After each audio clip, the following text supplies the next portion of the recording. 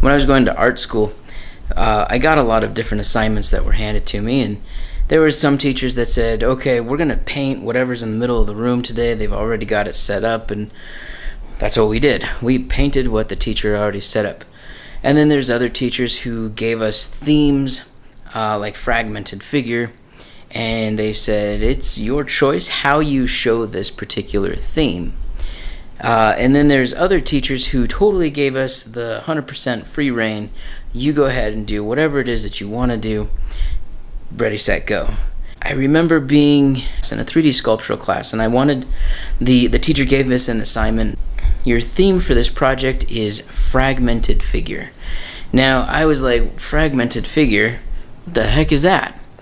So I broke down fragmented. I'm like, all right, it's pieces, it's part of, it's broken. I did the same thing with figure, so I kind of broke through like that. And then I kind of collabed them. So I ended up making a finger. Now this finger was it's not one of my shining moments for this class. It was a 7.5 foot tall, pretty beefy finger. And the entire time while I was making this thing, my professors and even some of my classmates were like, are you sure you're making a finger? Right? And so it was intense. I wanted to make something that was, about that big, 2 foot. Ended up going with that 7.5 foot finger. That's pretty hard to say, 7.5 foot finger. So I ended up going big just because I've never really built anything huge like that, so I kind of wanted to play. Now this wasn't one of my best works. I ended up throwing it away when I was done. But it was definitely a learning experience. The whole process of it, with the teacher giving me the theme, and then I had to break it down. And that's kind of what I want to focus on a little bit more right now, is this creative process.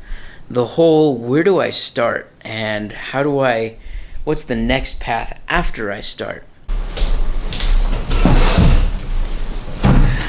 So the first stage of this creative process that I want to talk about is inspiration. Inspiration is that starting point where there you got the theme, and now what do you do? So, this is totally different for everybody. Everybody's got their own little thing. This can be something from looking on Pinterest or Instagram. This can be reading a book, listening to music. Maybe it's going for a hike or a run. This is just letting your brain wander. This is that time where you're thinking. It's okay to be bored during this time, because that's where the ideas really start coming out and you're starting to really connect the dots. So inspiration is starting point number 1. So before I get too far away from inspiration, I want to make sure that you understand that it's not just scrolling through images and looking at things, but it's finding those pieces that you like, that stand out, take a little note, write it down, and then move on. So the next stage of this creative process is preparation. Preparation is getting those materials that you're going to need in order to do the project that you're thinking about doing. If during your inspiration you get the idea that you want to work with clay, or you want to write a poem, or you want to build something out of metal, that's when you start getting those materials together. Now be realistic with yourself. If you've never done anything that you're thinking about doing, it's going to take a lot more work to get to where you could potentially be successful at it. So think about things that you can start pretty soon after you've gotten your idea. So the next step that I want to hit on is exploration. Exploration is one of those things that a lot of the beginning artists forget about, or they don't spend enough time on. After they get their inspirations, they gather their materials, then they go on to sketching. This is one of those things that's where you start exploring your idea. You were just inspired, now what do you do with it? So you sketch out your ideas, you rearrange your materials that you're going to be working with. Maybe it's even writing something, you have a paragraph. Does it work better right here? Does it work better up here? Move it around. Play with the materials if you're using clay or if you're using cloth. Sketching out ideas is super important because it also allows you to dive deeper into your thought. A lot of beginning artists stop with that original thought. They're like, this is what I want to do, and that's it. They plateau at that point. But by sketching out a couple of ideas, that's where your idea really starts to thrive and take shape and change, and you're probably going to be even more happy with it.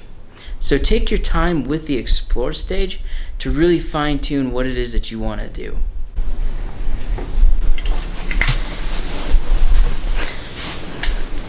The next one is the actual work process.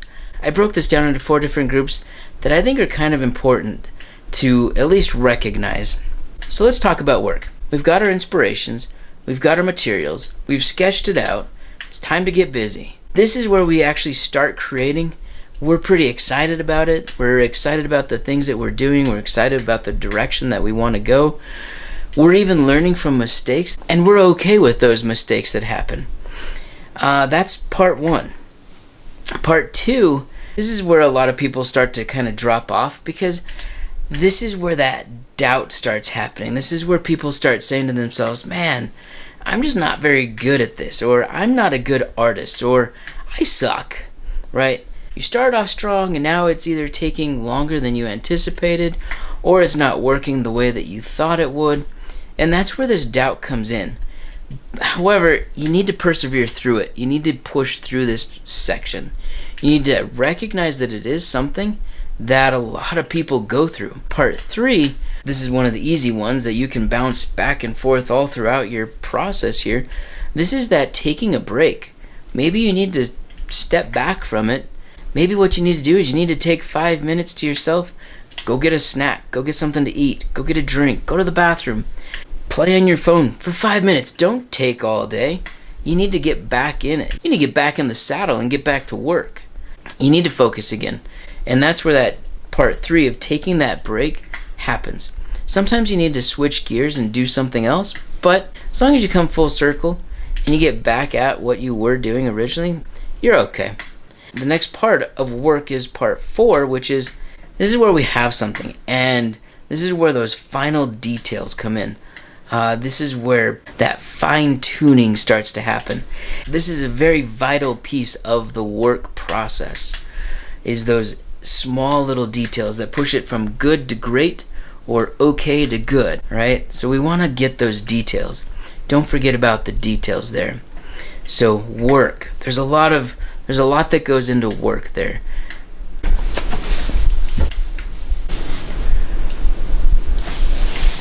We got 10 hours of that. The last part about the creative process is the reflection of it. This is the part where you get to share it. This is the hardest part of it all, where you get to share the work and let other people see it. We only grow from learning about what we've already made. So be open-minded to the comments that people are making. Don't just shut them down, but think about it, listen to them, and don't take their responses personal. Everybody's got their own likes and dislikes, and this is just one of those things that maybe they have something of value that they can offer you. So share your work with others. That's the final bit of the creative process. We have inspiration, preparation, exploration, work, and reflection. So those 5 pieces. Now get out there and make something.